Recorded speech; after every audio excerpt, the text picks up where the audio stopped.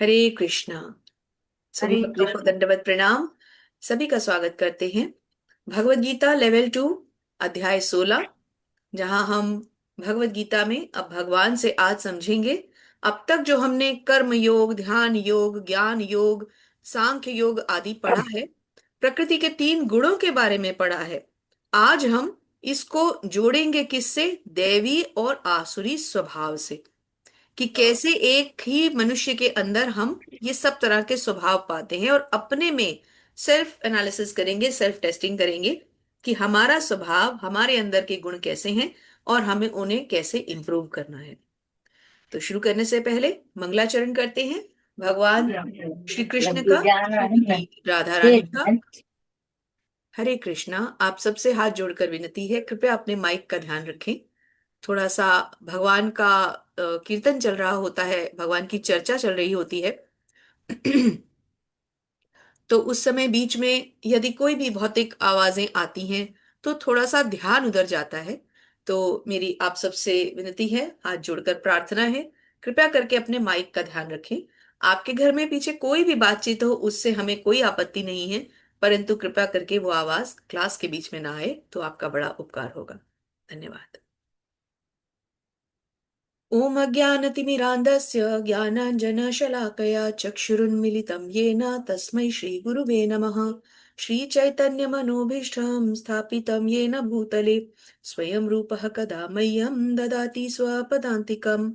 वन्देऽहं श्रीगुरु श्रीयुतापदकमलं श्रीगुरून् वैष्णवांश्च श्रीरूपं साग्रजातां सहगण रघुनाथान्वितं तं सजीवम् साद्वैतं सावधूतं परिजनसहितं कृष्ण चैतन्य देवं श्रीराधा कृष्णपादान् सहगण ललिता श्रीविशाखान्वितांश्च। हे कृष्ण करुणा सिंधु दीनबंधु जगतपते गोपेश गोपिका कांत श्रीराधा कांत नमस्तुते। तप्त कांचन गौरांगी श्रीराधे वृंदावनेश्वरी वृषभानुसुते देवी प्रणमामि हरिप्रिये। वाञ्छाकल्पतरुभ्यश्च कृपा सिन्धुभ्य एव च पतितानां पावनेभ्यो वैष्णवेभ्यो नमो नमः। जय श्री कृष्ण चैतन्य प्रभु नित्यानंद श्री अद्वैत गदाधर शिवासादि गौर भक्त वृंदा। हरे कृष्णा कृष्ण कृष्ण हरे हरे, हरे राम राम राम हरे हरे। नमो विष्णुपादाय कृष्ण पृष्ठाय भूतले श्रीमते भक्तिवेदांत स्वामिनीति नामिने। नमस्ते सारस्वते देवे गौरवाणी प्रचारिणे निर्विशेष शून्यवादी पाश्चात्य देश तारिणे। नमो विष्णुपादाय कृष्ण पृष्ठाय भूतले श्रीमते भक्ति आश्रय वैष्णव स्वामिनिति नामिने। नमो विष्णुपादाय कृष्ण पृष्ठाय भूतले श्रीमते गोपाल कृष्ण गोस्वामीति नामिने। प्रभुपादस्य साहित्यं यः प्रकाशयति च प्रचारं कृतवान् साधु भगवत्पदाय ते नमः। हरे कृष्ण कृष्ण कृष्ण हरे हरे, हरे राम राम राम हरे हरे। हरे कृष्णा। सभी भक्तों को दंडवत प्रणाम। फिर से एक बार सबका स्वागत करते हैं आज के इस सुंदर और अति विशेष अध्याय में। अध्याय 16, देवी और आसुरी स्वभाव। तो ये 2 प्रकार के स्वभाव मनुष्य में कैसे मिलते हैं, इस अध्याय के माध्यम से हमें ना केवल ये समझ में आएगा कि ये स्वभाव है क्या, अपितु ये भी समझ में आएगा कि दैवीय स्वभाव के क्या लक्षण हैं। अब ऐसे हम यदि देखने चलें कि दैवीय स्वभाव किसमें है, आसुरी स्वभाव किसमें है, तो हम नहीं जान सकते। लेकिन अध्याय हमें ये समझाएगा, भगवान हमें ये समझा रहे हैं कि इन स्वभावों के लक्षण क्या हैं, कैसे हम अपने में इन लक्षणों को ढूंढें।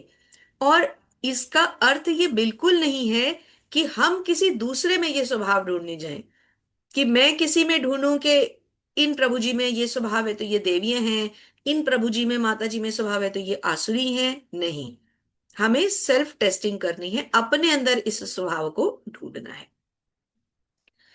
तो आप सब कृपा करके हैंड रेज करके रखें, ताकि हम भक्तों के संग में, जैसे आज हमने प्रभुपाद का जप जो है वो अपने भक्तों के साथ बैठकर किया, बहुत सुंदर लगा।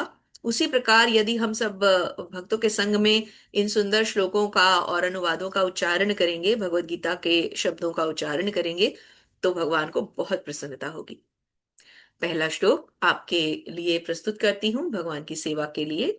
पहला श्लोक, श्री भगवान उवाच। अच्छा, ये जुड़े हुए श्लोक हैं तो मैं पढ़ती हूँ।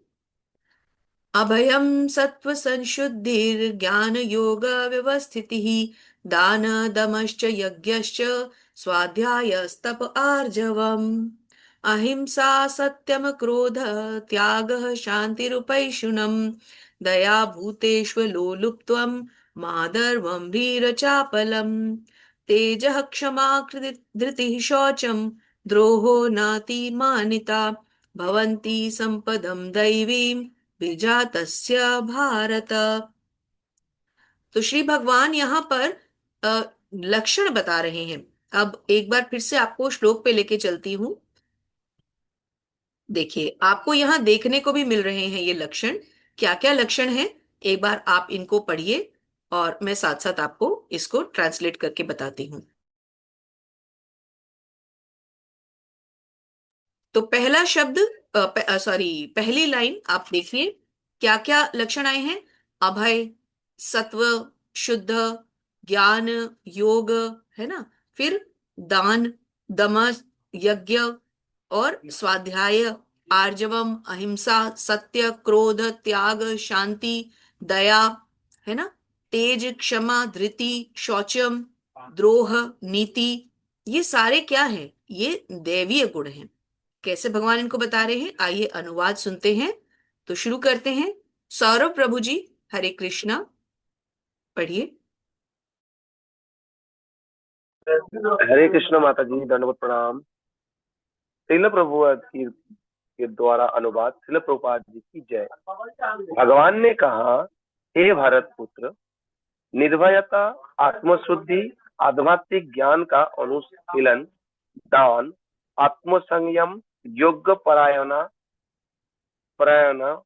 प्रयणता, वेदाध्ययन, तपस्या, सरलता, अहिंसा, सत्यता, क्रोध विहीनता, त्याग, शांति, छिद्रान्वेषण में अरुचि, समस्त जीवों पर करुणा, लोभ विहीनता, भद्रता, लज्जा, संकल्प, तेज, क्षमा, धैर्य, पवित्रता, ईर्ष्या तथा सम्मान की अभिलाषा से मुक्ति, ये सारे दिव्य गुण हैं जो देवी प्रकृति से संपन्न देवतुल्य पुरुषों में पाए जाते हैं। हरे कृष्ण। हरे कृष्ण। तो भगवान क्या बता रहे हैं? भगवान दैवीय गुण बता रहे हैं। अब हम इन गुणों को समझते हैं। जैसे कि पहला शब्द क्या आया, भगवान क्या कहते हैं? श्रील प्रभुपाद की जय। अनुवाद श्रील प्रभुपाद के द्वारा। श्रील प्रभुपाद शब्दों को समझाते हुए बताते हैं निर्भयता। निर्भयता क्या है? मनुष्य के अंदर निर्भयता, अर्थात उसके अंदर कोई डर नहीं है, वो निर्भय है। भय क्या होता है? डर। निर्भय अर्थात जिसको कोई डर ना हो। आत्मशुद्धि अर्थात मनुष्य अंदर से, आंतरिक रूप से आत्मा के द्वारा शुद्ध हो। आध्यात्मिक ज्ञान का अनुशीलन। ज्ञान क्या है? हमने पहले भी पढ़ा, भगवान ने बताया ज्ञान क्या है। ज्ञान वो है जो मनुष्य को भगवत प्रेम से जोड़े, जो भगवान के बारे में उनकी चर्चाएं हों, उनकी कथाएं हों, ज्ञान। तो आध्यात्मिकता क्या हुई? ऐसा ज्ञान जो हमें भगवान के बारे में समझाता है, ऐसी नॉलेज, ट्रांसेंडेंटल नॉलेज, दिव्य ज्ञान, उसका अनुशीलन। दान, हम जानते हैं क्या है। आत्मसंयम यानी कि सेल्फ कंट्रोल, जिसका अपने ऊपर संयम हो। यज्ञ का परायण होना अर्थात यज्ञ करता, जो यज्ञ करता हो। यज्ञ क्या है? यज्ञ श्री विष्णु है। यज्ञ किसके लिए किए जाते हैं? श्री विष्णु की प्रसन्नता के लिए। तो यज्ञ करने वाला अर्थात जो श्री विष्णु का साधक हो, जो उनका पुजारी हो, जो उनको प्रसन्न करने के लिए यज्ञ करता हो। यहां यज्ञों को कर्म कांड से बिल्कुल न जोड़ें। वेद अध्ययन अर्थात वेदों का अध्ययन करने वाला, अर्थात शास्त्रों को पढ़ने वाला। हम क्या कर रहे हैं? सबसे बड़ा शास्त्र पढ़ रहे हैं, जो सभी शास्त्रों का निचोड़ है, एसेंस है। तपस्या, तपस्या क्या है? जैसे कि हम जप करते हैं। जप क्या है? जप एक साधना है, एक तपस्या है।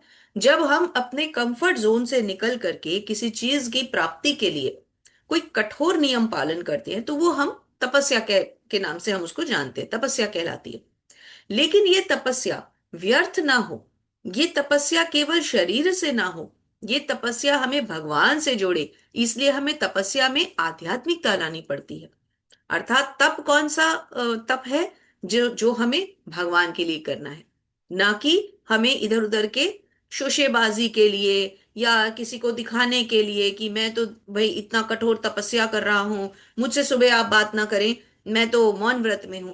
क्या फायदा ऐसे मौन व्रत का? इससे तो अच्छा अगर हम भगवान की चर्चाएं कर रहे हैं तो वो ज्यादा अच्छी तपस्या है। यदि हम भगवान के नाम का उच्चारण कर रहे हैं तो वो ज्यादा अच्छी तपस्या है। यदि हम एकादशी का उपवास कर रहे हैं तो वो ज्यादा अच्छी तपस्या है ना? सरलता, यानी मनुष्य का स्वभाव सरल होना चाहिए, कॉम्प्लेक्स या कॉम्प्लिकेटेड नहीं होना चाहिए कि दिमाग में कुछ चल रहा है, मुंह से कुछ बोल रहे हैं, मन में कुछ और सोच रहे हैं। अहिंसा, दो तरह से हमें हिंसा का त्याग करना है। एक तो हिंसा है किसी जीव का दिल दुखाना, क्योंकि हर जीव के हृदय में परमात्मा रहते हैं। और दूसरा, यदि हम कृष्ण भावनामृत के मार्ग पर हैं, यदि हम कृष्ण ज्ञान या कृष्ण भक्ति को समझ रहे हैं और हम जानते हुए भी दूसरे को उसका प्रचार नहीं कर रहे, तो वो भी अहिंसा है। तो प्रचार बहुत आवश्यक है ना? सत्यता, अर्थात हम सच बोलें। क्रोध विहीनता, यानी हमें गुस्सा ना आए। देखिए, क्रोध भी तब आना चाहिए जब कोई भगवान या भगवान के किसी भक्त का अपमान करे। जब कोई भगवत नाम का उच्चारण गलत कर रहा है, हम उसे देख रहे हैं, तो हमें थोड़ा सा क्रोध आता है। कोई भगवान का, देखिए, उच्चारण गलत कर रहे हैं, अगर कोई गलती से गलत कर रहा है तो क्रोध नहीं आता। लेकिन कोई हमारे भगवान का नाम जानबूझकर गलत ले रहा है। आपने समाज में ऐसे लोग देखे हैं आजकल, व्हाट्सएप वगैरह पे लोग भगवान श्री कृष्ण और उनकी लीलाओं का बड़ा अभद्रता से उपयोग करते हैं। कई कई लोग तो भगवान और श्रीमती राधा रानी के बहुत सारे फोटोज बना बना के नीचे अलग अलग से कोटेशंस डाल डाल के भेजते हैं। तो ये बहुत गलत है। अभी हमने कुछ समय पहले, मैं आपसे बिल्कुल स्पष्ट बात कर रही हूँ, मैंने इसीलिए थोड़ा सा व्हाट्सएप देखना ही बंद कर दिया है। क्योंकि व्हाट्सएप पे जैसे कई लोगों को पता चलता है कि हम भगवान के भक्ति मार्ग पर हैं, तो लोग हमें कुछ कृष्णा के कोट्स भेजना शुरू कर देते हैं ताकि हम उनके व्हाट्सएप को जरूर पढ़ें। लेकिन हमें उनमें भी कहीं कहीं अभद्रता नजर आती है। और सबसे बड़ी बात जिसपे हमें हंसी भी आती है, कुछ चित्र होगा, नीचे लिखा होगा भगवान गीता में कहते हैं, और कुछ अजीब सी कोई फिलॉसफी अपने मन गढ़ंत सी बना लेते हैं, भगवान गीता में कहते हैं। भाई, भगवान गीता में क्या कहते हैं, पहले आप भगवत गीता पढ़िए तो सही। और ऐसे मनुष्य जो ऐसे कोटेशंस भेजते हैं ना कि भगवान गीता में कहते हैं, और नीचे कुछ भी मनगढ़ंत, कुछ भी, मतलब आज की कोई आधुनिक फिलोसफी उठाओ कि समय पे उठो समय पे सो, भगवान गीता में कहते हैं। अब अगर मैं ये बात कहूं कि भगवान ने गीता में कहा है कि समय पे उठो समय पे सो, तो सामने से मुझे क्वेश्चन आएगा कि कौन से श्लोक में, कहाँ पढ़ा आपने? तो कभी कभी ऐसे लोगों को हमारा मन करता है ये कहने को, लेकिन इसलिए हम, भगवत गीता में लिखा है, जो भगवान का संदेश सुनना नहीं चाहता उसको संदेश सुनाना भगवान को पसंद नहीं है। इसलिए ऐसे लोगों से दूर रहने का सबसे अच्छा तरीका है मोबाइल और व्हाट्सएप से थोड़ी दूरी बना के रखिए, है ना? तो क्रोध विहीनता, ऐसी जगह पे क्रोध आना जायज है जहां हमारे भगवान का कोई उपहास कर रहा हो, जहां हमारे गुरुजनों का कोई उपहास कर रहा हो, जहां भगवान के किसी भक्त की निंदा या अपमान हो रहा हो, वहां क्रोध आना बिल्कुल सही है। इसका शास्त्रों में अगर कोई एग्जाम्पल पूछे तो चैतन्य महाप्रभु प्रभु को कहाँ गुस्सा आया, शायद आप सबने कथा सुनी होगी, जहां पर निताई निमाई दोनों, मतलब भगवान चैतन्य महाप्रभु और नित्यानंद प्रभु, जगाई मधाई नाम के दो जो थोड़े से ऐसे लोग थे जो कि गलत कामों में पड़ गए थे, तो उनका उनसे वो दोनों की भेंट होती है, और वहां कुछ ऐसा आर्ग्यूमेंट एक्सचेंज होता है कि उनमें से एक जो है वो नित्यानंद प्रभु के माथे पर उठा करके कोई चीज का प्रहार करता है, जिससे नित्यानंद प्रभु के माथे से रक्त बहना शुरू हो जाता है, ब्लड निकलना, ब्लीडिंग शुरू हो जाती है। तो उस उनके रक्त की बूंद को देखते ही चैतन्य महाप्रभु को इतना क्रोध आता है कि जो उन्होंने कभी नहीं किया था, उन्होंने अपना सुदर्शन चक्र निकाला, जो कि उन्होंने अपना कृष्ण रूप कभी किसी को नहीं दिखाया। तो वहां क्रोध आना जायज है। एक और बहुत सुंदर एग्जाम्पल, श्री भक्त शिरोमणि श्री हनुमान, अपनी स्वामी भक्ति निभाने के लिए उन्होंने क्रोध में आकर उस धूर्त रावण की पूरी लंका जला दी। क्यों? क्योंकि उन्होंने उनके प्रभु, उनके स्वामी भगवान श्री राम की प्रिय पत्नी माता सीता का हरण किया था। तो ऐसे समय पे क्रोध आना लाजमी है ना? अदरवाइज एक दैवीय स्वभाव में एक भक्त के दिल में कभी क्रोध नहीं आता।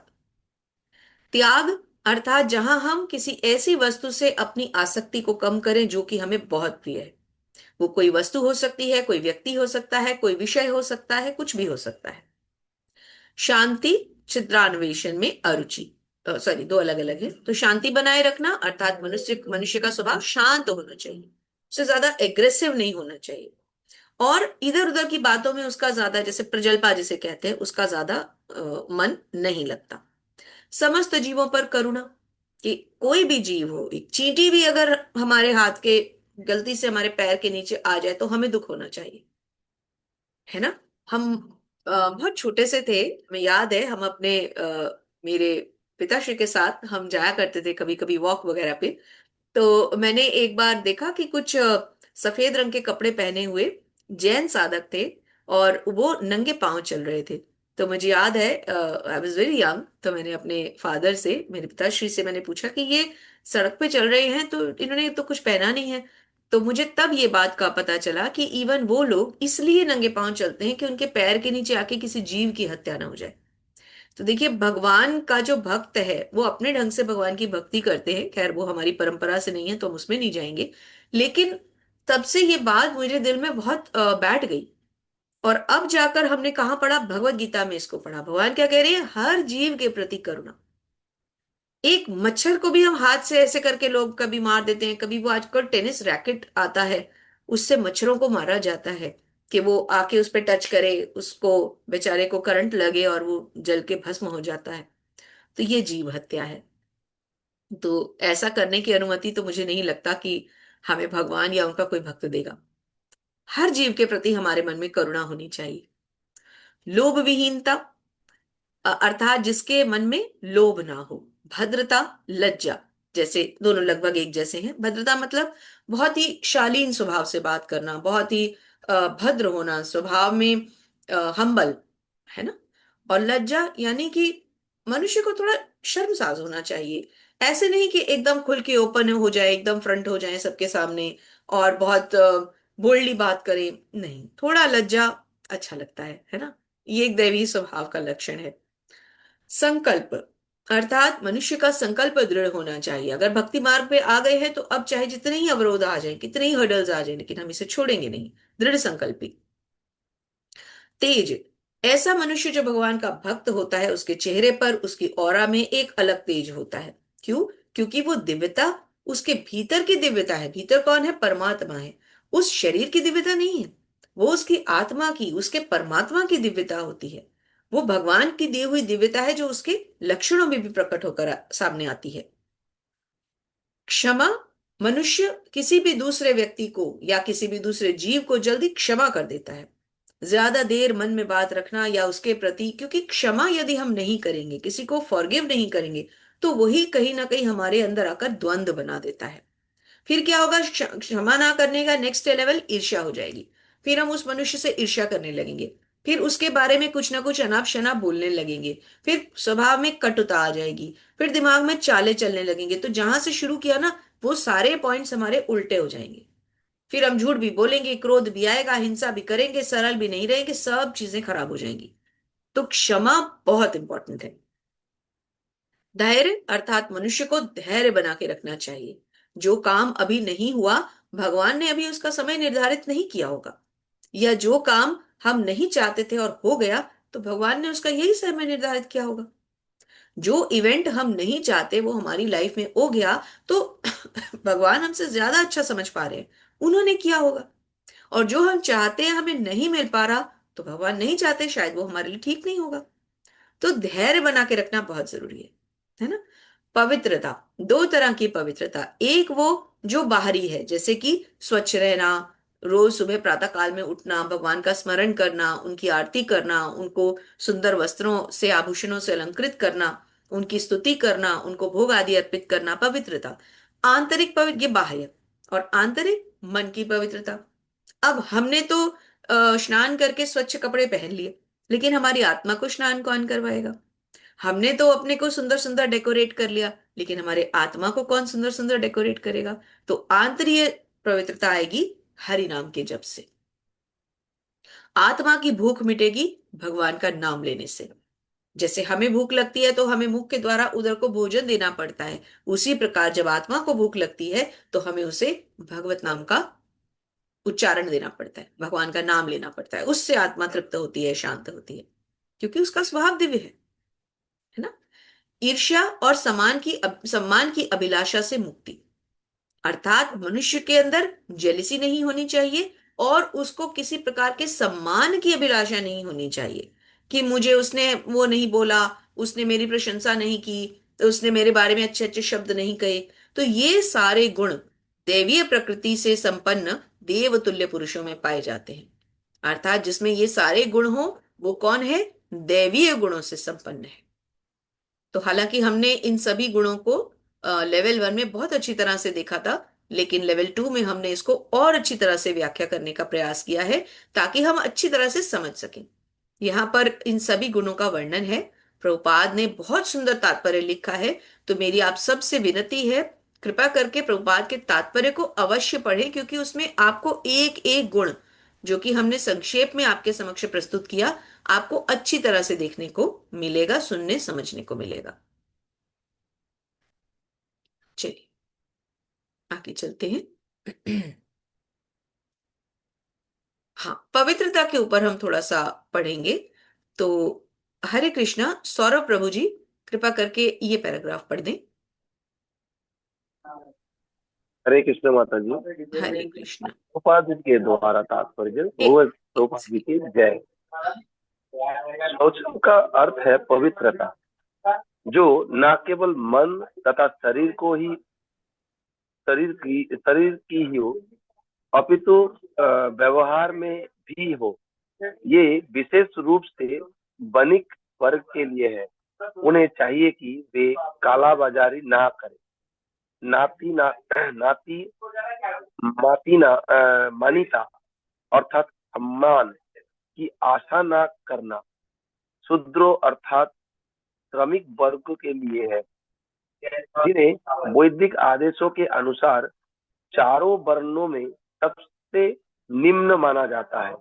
उन्हें वृथा सम्मान या प्रतिष्ठा से भूलना नहीं चाहिए, बल्कि अपनी मर्यादा में बने रहना चाहिए। शूद्रों का कर्तव्य है कि सामाजिक व्यवस्था बनाए रखने के लिए वे उच्च वर्णों का सम्मान करें। हरे कृष्ण। हरे कृष्ण प्रभु जी, इसको कंप्लीट करें। अच्छा, जहाँ पर वर्णित 26 गुण दिव्य है, वर्णाश्रम धर्म के अनुसार इनका आचरण होना चाहिए।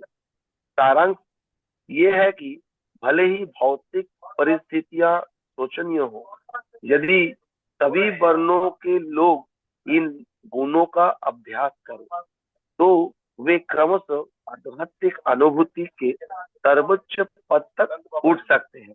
हरे कृष्ण। हरे कृष्ण। तो ये 26 गुण, जो 26 गुण अभी हमने पढ़े, इन 26 गुणों से हम क्या अंदाजा लगा सकते हैं कि हमारे अंदर इनमें से कौन सा गुण किस मात्रा में है।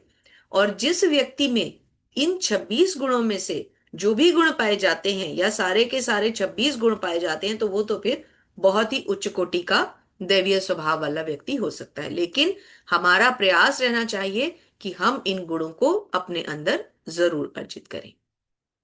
कल एक माता जी ने कहा था कि उनको पढ़ने का मौका नहीं मिला, तो वो कृपया हैंड रेज करें। आई थिंक स्मिता दक्ष माता जी थे या कौन थे, मैं नाम भूल रही हाँ हूँ। माता जी। हाँ, तो माता जी आप हाँ, रियलमी के नाम से है ना? हाँ जी, स्मिता माता जी। हाँ जी, माता जी। आप हरे चौथा कृष्णा श्लोक। माता जी। जी, श्लोक और अनुवाद। हरे कृष्ण। हरे कृष्ण। दाम्भो दर्पोऽभिमानश्च क्रोधा पारुष्यमेव च अज्ञानं च भिजातस्य पार्थ सम्पदा मस्तुरी सुरीम। श्रील प्रभुपाद जी की जय। हे अनुवाद। हे प्रथा पुत्र, दंभ, दर्प, अभिमान, क्रोध, कठोरता तथा अज्ञान ये असुरी स्वभाव वालों के गुण हैं। इस श्लोक में नर्क के एक राजमार्ग का सेकेंड, वर्णन है। एक सेकेंड माता जी, एक सेकेंड। तो अनुवाद में हमने क्या समझा? भगवान कहते हैं दंभ, दर्प, अभिमान और क्रोध और कठोरता और अज्ञान, ये कौन से गुण हैं? ये आसुरी स्वभाव वालों के गुण हैं। अर्थात जिस मनुष्य में अभिमान हो, दंभ हो, अहंकार हो, गुस्सा ज्यादा आता हो, अपने को अभिमान किस में होगा? जो स्वयं की पहचान स्वयं से करेगा। क्षमा कीजिए। भगवान का भक्त अपनी पहचान किससे करता है? भगवान से करता है, इसीलिए उसमें अभिमान नहीं होता। लेकिन एक साधारण मनुष्य जो होगा, एक सामान्य मनुष्य क्या करता है? अपनी पहचान स्वयं से करता है, अपने शरीर से करता है, अपने झूठ और मिथ्या संबंधियों से करता है, अपनी झूठी शान बनाता है कि ये घर मेरा है, ये गाड़ी मेरी है, ये पैसा मेरा है, ये पति मेरा है, ये पुत्र मेरा है। जबकि उसका तो कुछ है ही नहीं, यहाँ तो जो कुछ भी है सब कुछ भगवान का है। तो इस अभिमान को रखने वाला, फिर क्रोध करने वाला, तो आप ध्यान से देखें तो ये सब गुण ऊपर जो हमने 26 गुण हैं उनके ठीक विपरीत है। अज्ञान, अर्थात जो भगवान को ही नहीं समझता, ज्ञान नहीं लेता उनसे, जिसमें ज्ञान नहीं होगा वही तो अज्ञानी होगा ना। तो ये स्वभाव किसका है? ये गुण किसके हैं? आसुरी गुण है। आगे चलते हैं। हाँ माता जी। जी माता जी, नेक्स्ट श्लोक पढ़ते हैं, 5वां श्लोक। दैवी संविदो मोक्षाय निबंधायासुरी मता माँ शुचि संपदम देवीमभिजातोष्य पांडव। जी माता जी, अनुवाद पढ़िए। दिव्य गुण मोक्ष के लिए अनुकूल है और आसुरी गुण बंधन दिलाने के लिए है। हे पांडुपुत्र, तुम चिंता मत करो, क्योंकि देवी गुणों से युक्त होकर जन्मे हो। हरे कृष्ण, थैंक यू माता जी। तो हरे दिव्य कृष्ण। गुण मोक्ष के अनुकूल हैं। जो जिन गुणों की हमने दिव्यता को समझा, वो गुण किसके अनुकूल हैं? भगवान कहते हैं मोक्ष के अनुकूल हैं। और आसुरी गुण बंधन दिलाने के लायक है। अब इसको कैसे समझे? देखिए, मोक्ष कब मिलेगा? जब मनुष्य ऐसा स्वभाव अर्जित करेगा जिस स्वभाव से वो दैवीय गुण यानी भगवान की दिव्यता को समझ सकता है, अपने अंदर अर्जित कर सकता है।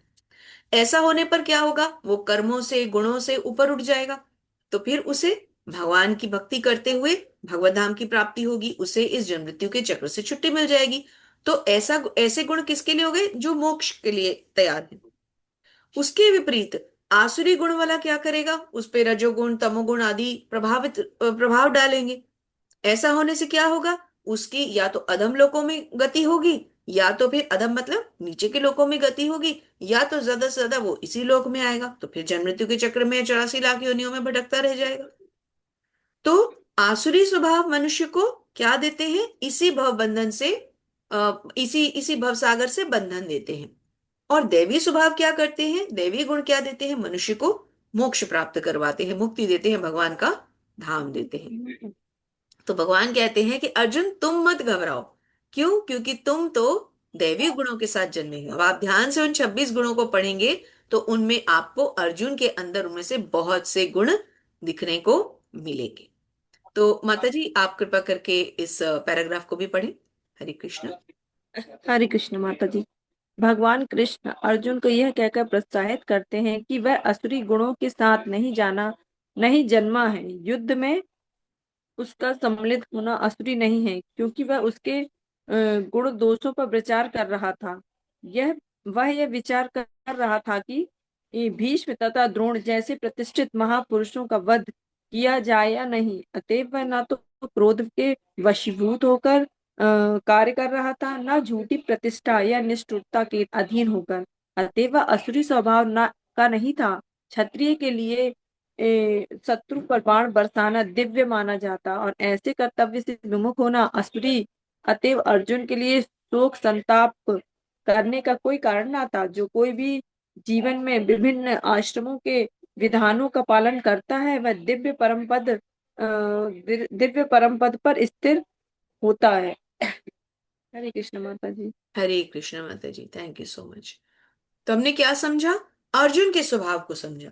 अर्जुन का स्वभाव क्या है? अर्जुन अपने गुरु, अपने पितामह, अपने भ्राता, अपने बंधुओं और इवन उनके विरुद्ध भी, जो कि दुर्योधन आदि, जो कि कौरव लोग, जिन्होंने कि उनके उनके पत्नी, उनके भाइयों के साथ इतना बुरा किया, उनकी भूमि उनसे छीन ली, उनकी पत्नी का अपमान किया, उनका राज्य उनसे छीन लिया, है ना, उनको जंगलों में भेज दिया, उनके प्रति भी वो विरुद्ध भी जो है बाण चलाने को तैयार नहीं है।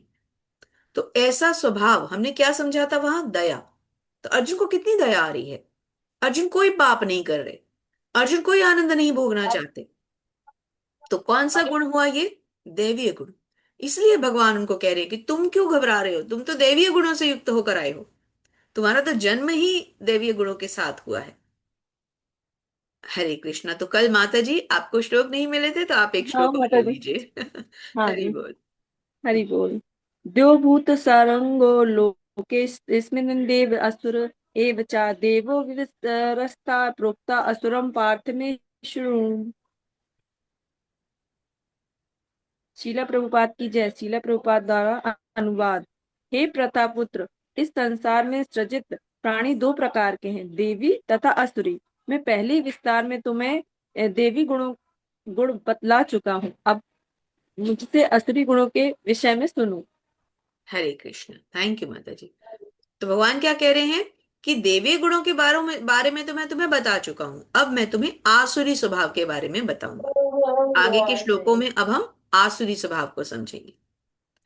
हरे कृष्णा। साधना सिंह माता जी, कृपया अगले 3 श्लोक ले लीजिए। साधना सिंह माता जी, अनम्यूट कर पा रही हैं आप? जी। हरे कृष्णा माता जी, दंडवत प्रणाम। हरे कृष्ण माता जी, धन्यवाद, प्रणाम। प्रविडच्छत च निर्विडच्छत च जना न विदुरासुरा न शौचम नापि चाचारो न सत्यम तेषु विद्यते। शिला प्रभुपाद जी की जय। शिला प्रभुपाद जी के द्वारा, जो आसुरी हैं वे यह नहीं जानते कि क्या करना चाहिए और क्या नहीं करना चाहिए। उसमें न तो पवित्रता, न उचित आचरण और न ही सत्य पाया जाता है। हम्म। हरे कृष्णा। हरे कृष्ण। तो आसुरी व्यक्ति का सबसे पहला लक्षण क्या है कि क्या करणीय है और क्या अकरणीय है, मतलब क्या करना है और क्या नहीं करना है, उसमें वो कभी भी डिस्टिंग्विश नहीं कर पाता, भेद नहीं कर पाता। करना क्या चाहिए वो उससे उल्टा कर बैठता है, या जो नहीं करना चाहिए उसको कर बैठता है। तो ये आसुरी स्वभाव की सबसे बड़ी पहचान है।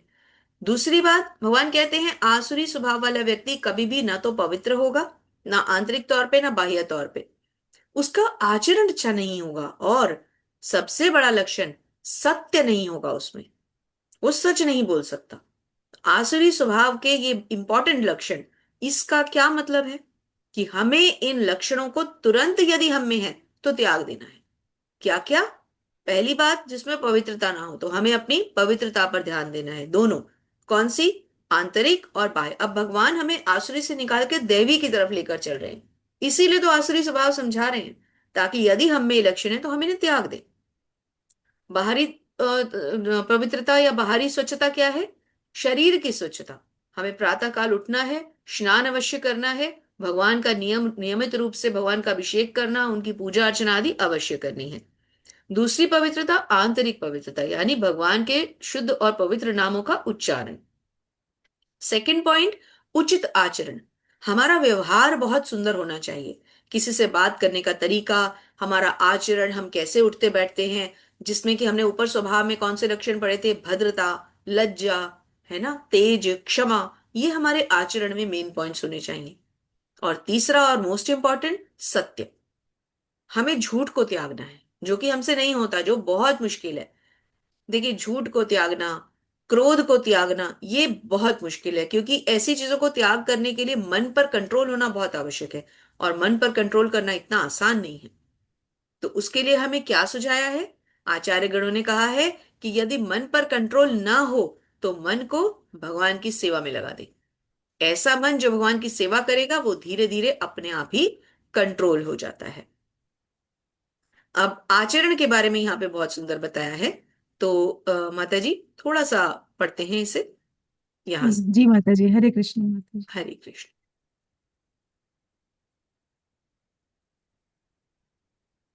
जहां तक आचरण की बात है, मानव आचरण का मार्गदर्शन करने वाले अनेक विधि विधान हैं, जैसे मनु संहिता, जो मानव जाति का अधिनियम है। यहाँ तक कि आज भी सारे हिंदू मनु संहिता का ही अनुगमन करते हैं। इसी ग्रंथ से उत्तराधिकार तथा अन्य विधि संबंधी बातें ग्रहण की जाती है। मनु संहिता में स्पष्ट कहा गया है कि स्त्री को स्वतंत्रता न प्रदान की जाए। इसका अर्थ यह नहीं होता कि स्त्रियों को दासी बनाकर रखा जाए। वे तो बालकों के समान है, बालकों को स्वतंत्रता नहीं दी जाती, लेकिन इसका यह अर्थ नहीं है कि वे दास बनकर रखे जाते हैं। लेकिन आसुरों ने ऐसे आदेशों की उपेक्षा कर दी है और वे सोचने लगे हैं कि स्त्रियों को पुरुष के समान ही स्वतंत्रता प्रदान की जाए। लेकिन इससे संसार की सामाजिक स्थिति में सुधार नहीं हुआ। वास्तव में स्त्री को जीवन की प्रत्येक अवस्था में सुरक्षा प्रदान की जानी चाहिए। इसके बाल्यकाल में पिता द्वारा संरक्षण प्रदान किया जाना चाहिए, तारुण्य में पति द्वारा और बुढ़ापे में बड़े पुत्रों द्वारा। मनु संहिता के अनुसार मनु संहिता के अनुसार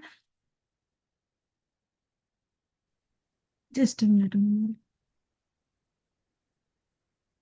मनु संहिता, जस्ट ममता जी कहाँ पे स्क्रॉल, कैन यू मनु आप, संगीत हाँ, मनु वही संहिता के अनुसार यही अनुसार उचित ही सामाजिक ये आचरण ठीक है। है। जी जी, मनु संहिता के अनुसार यही उचित सामाजिक आचरण है।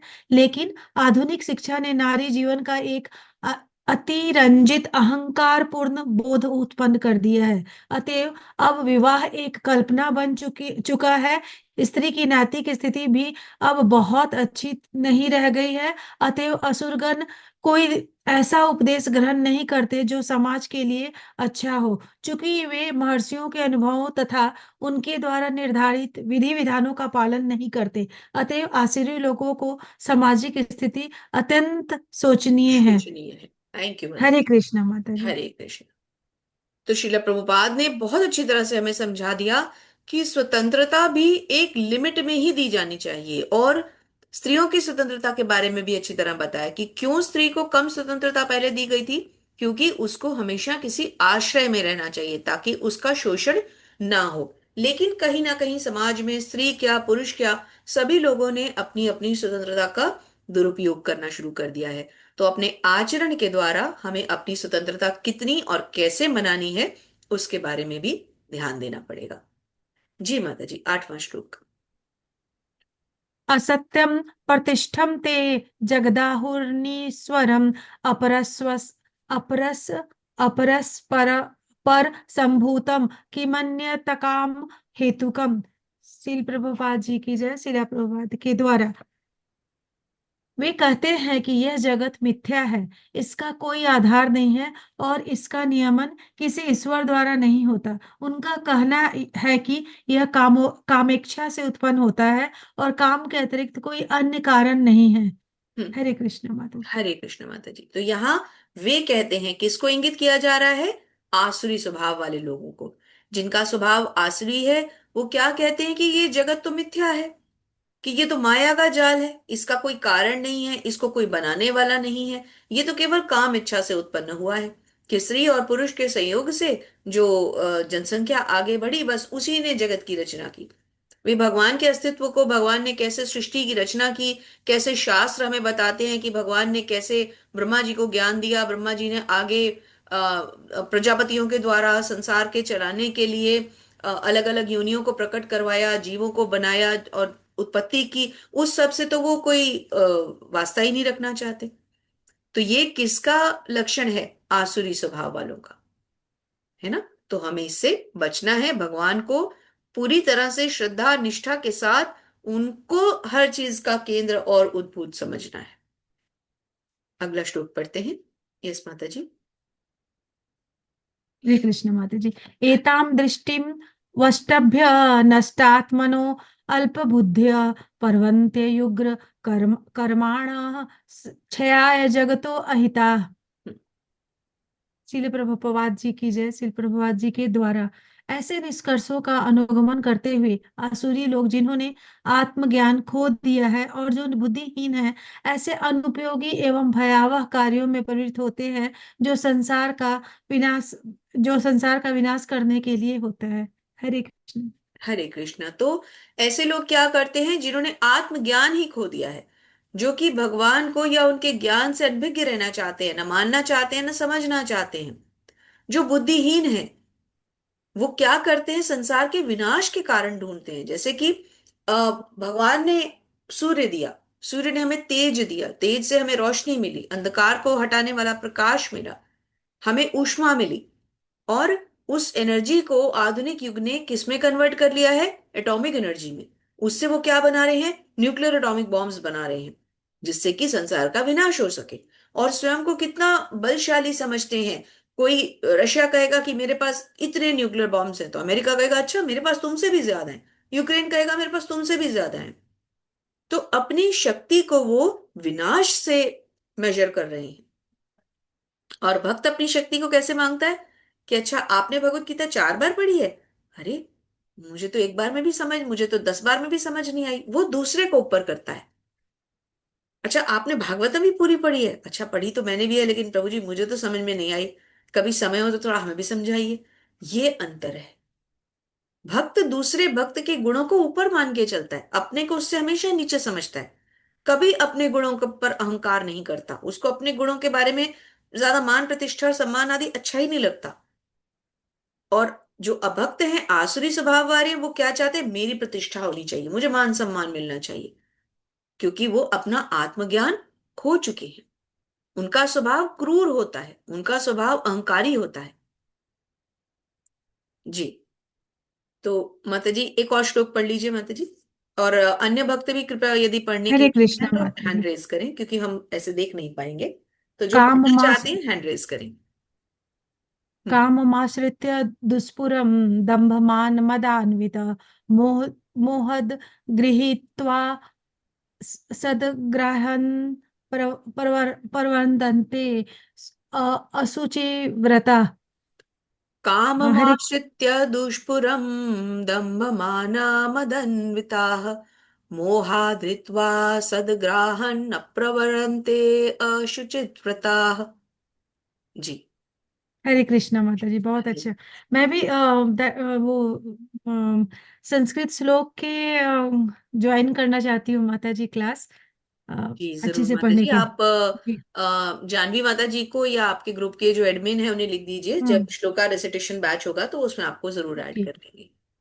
ओके, हरे कृष्णा माता जी। हरे। श्रील प्रभुपाद जी की जय। श्रील प्रभुपाद जी के द्वारा कभी न संतुष्ट होने वाले काम का आश्रय लेकर तथा गर्व के मद तथा एवं मिथ्या प्रतिष्ठा में डूबे हुए आसुरी लोग इस तरह मोहग्रस्त होकर सदैव क्षणभंगुर वस्तुओं के द्वारा अपवित्र कर्म का वर्त लिए रहते हैं। हम्म। हरे कृष्ण माता। हरे कृष्णा।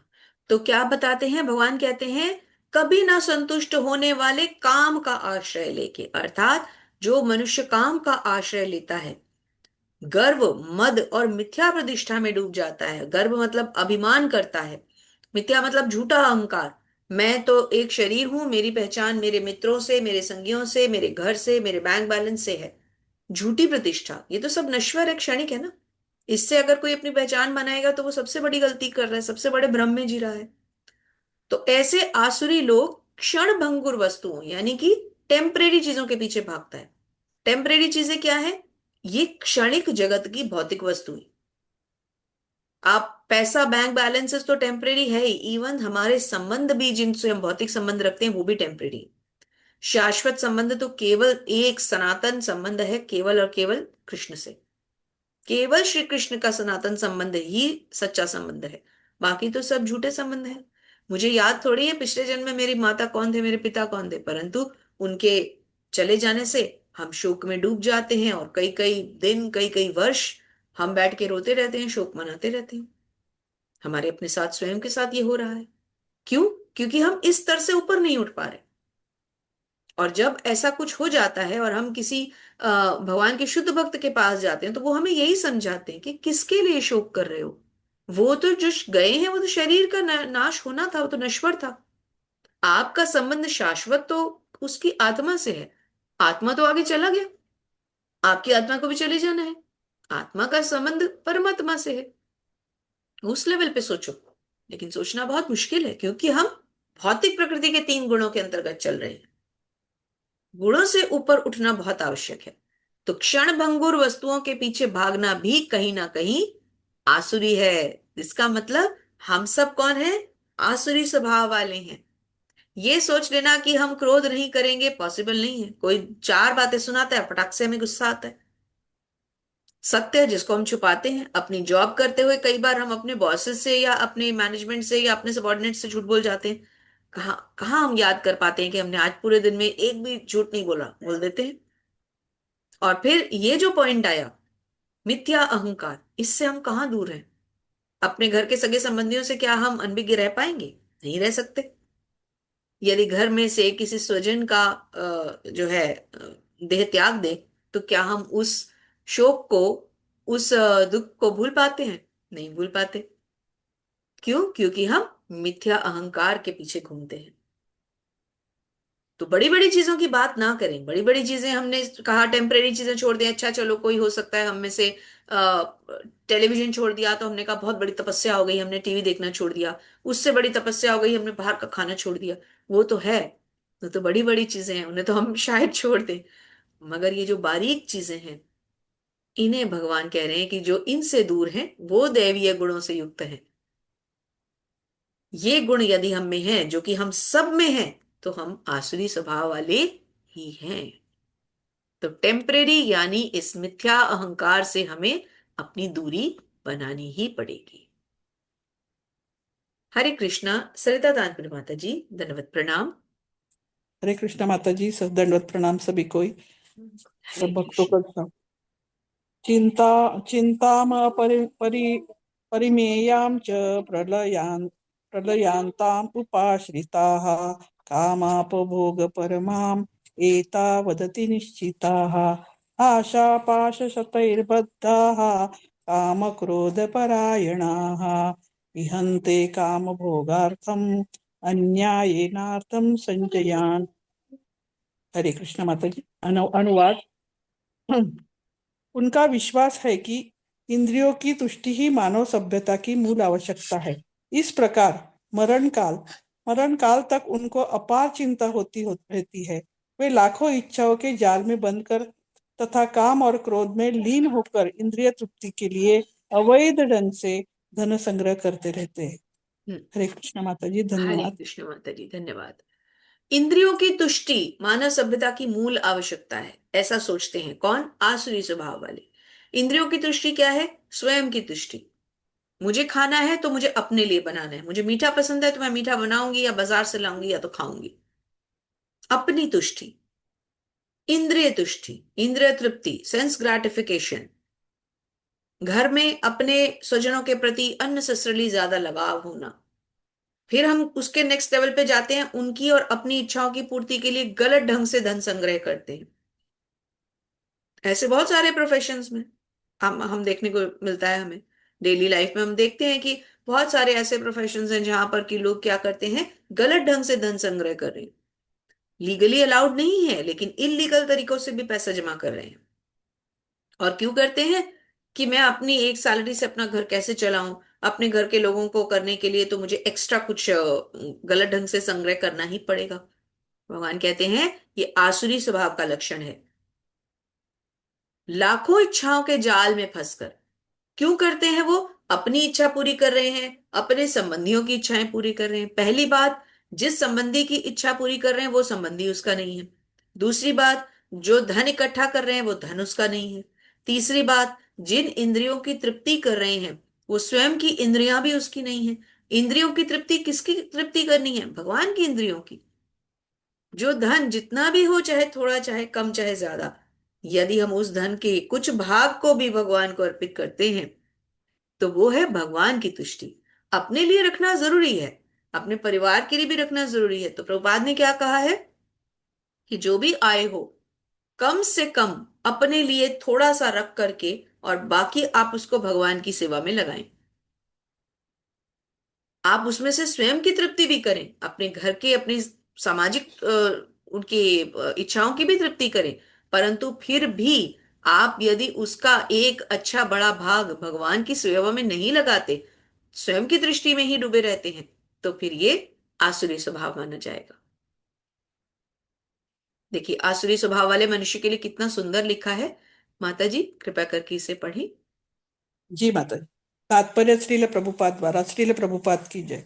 आसुरी मनुष्य जो ईश्वर या अपने अंतर में स्थित परमात्मा में श्रद्धा नहीं रखता, लेकिन इंद्रिय तृप्ति के लिए सभी प्रकार के पाप कर्म करता रहता है, वह नहीं जानता कि उसके हृदय के भीतर एक साक्षी बैठा है।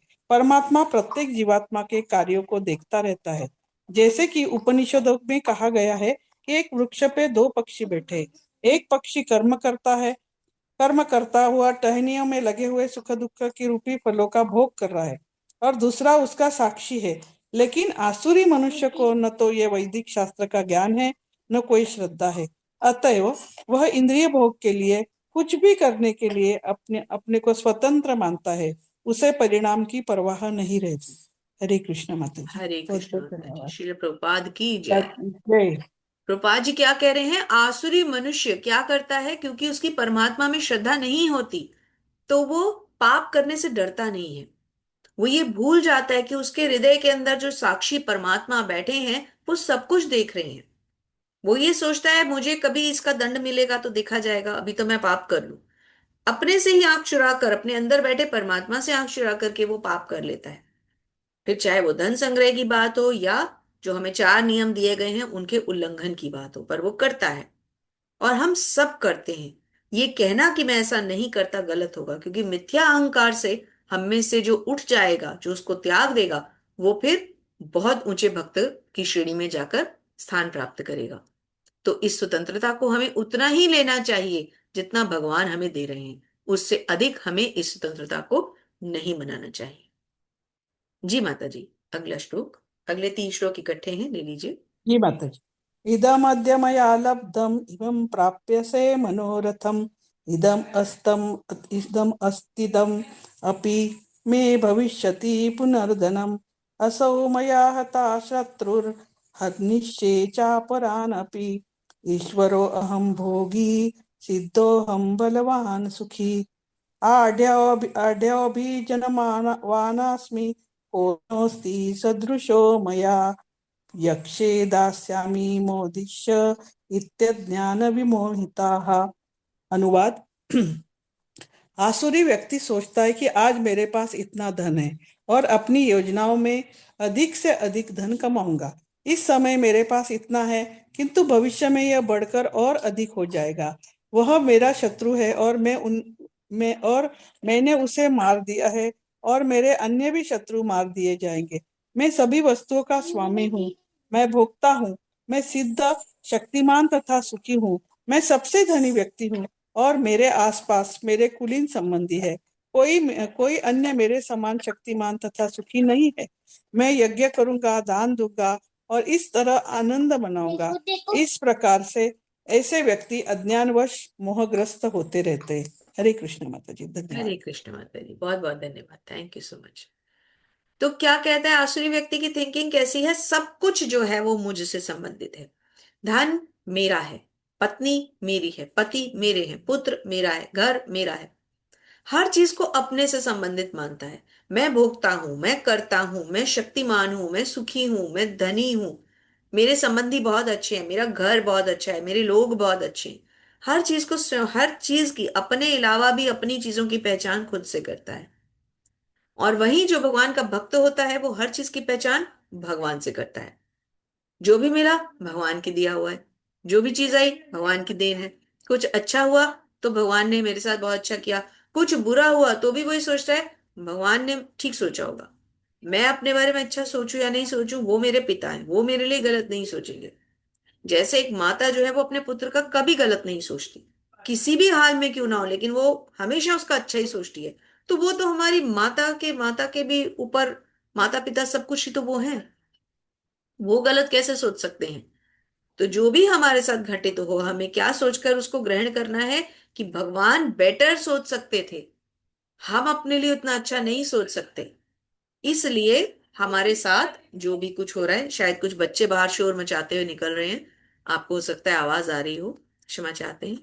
तो ऐसा व्यक्ति आसुरी स्वभाव वाला कहलाता है, जो हर चीज की पहचान स्वयं से करता है। हरे कृष्णा। सस्मिता पात्रा माता जी, कृपा करके 16वां श्लोक पढ़ें। जी माता जी, हरे कृष्ण माता जी। हरे कृष्ण। अनेक चिंता विभ्रातं मोहजाल समावृता प्रसक्ताः कामभोगेषु पतन्ति नरक शुचौ। तब शिला प्रभुपाद के द्वारा शिला प्रभुपाद की जय। अनुवाद। इस प्रकार अनेक चिंताओं से उद्विग्न होकर तथा मोहजाल में बंधकर वे इंद्रिय जो में माध्यमिक आसक्त हो जाते हैं और नरक में गिरते हैं। हरे कृष्ण। तो भगवान क्या कहते हैं कि इस तरह से अनेक चिंताओं से घिरकर, जो कि व्यर्थ है, चिंता तो होनी ही नहीं चाहिए, क्योंकि भक्त तो पूरी तरह से भगवान पर आश्रित होना चाहिए। जिस हाल में भी रख रहे हैं वो ठीक सोच रहे होंगे, लेकिन हम क्या करते हैं, हम अपने को चिंताओं में घेर लेते हैं और अत्यधिक आसक्ति के कारण नरक में जाकर गिरते हैं। तो इसको श्रील प्रभुपाद से समझते हैं। श्री प्रभुपाद बहुत सुंदर ढंग से समझाते हैं। आ, हाँ माता जी, यहां से पढ़ते हैं। ये पूर्व जन्मों के, वह उसके पूर्व जन्मों का पुण्य फल है, यहां से पढ़ते हैं। ठीक है माता जी। जी। वह उनके पूर्व जन्म के पूर्व कर्म का फल है। उसे ऐसी वस्तुओं का संभव करने का अवसर इसलिए मिला मिला है, लेकिन उसे पूर्व जन्म के कारणों का कोई बोध नहीं होता है। वह यही सोचता है कि उसकी सारी संपत्ति उसके निजी उद्योग से है। आसुरी व्यक्ति अपने बाहुबल पर विश्वास करता है, कर्म के नियम पर नहीं।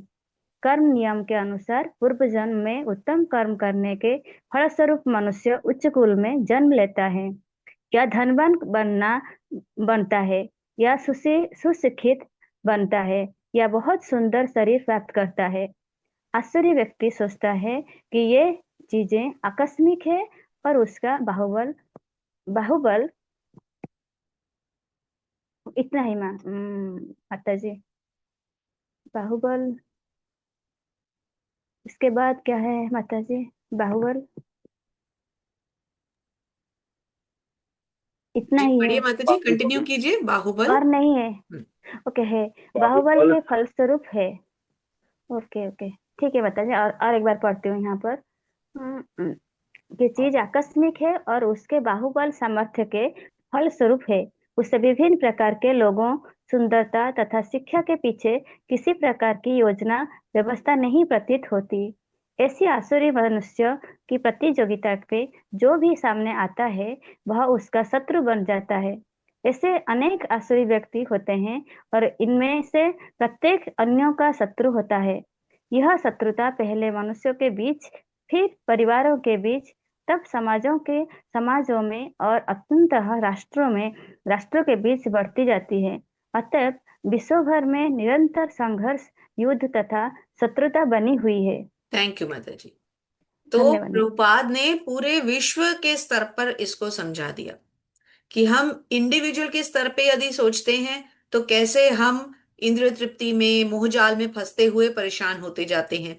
फिर उसके बाद हम अपने उस एक पर्सन से उठ करके हम समाज के स्तर पे सोचते हैं, तो क्योंकि सब लोग ऐसा सोच रहे होते हैं, कोई अपनी शक्ति के बारे में कर रहा है, कोई अपने धन से जो है वो अहंकार में आ रहा है, सारे नियम तोड़ रहे हैं, शास्त्रों का उल्लंघन कर रहे हैं।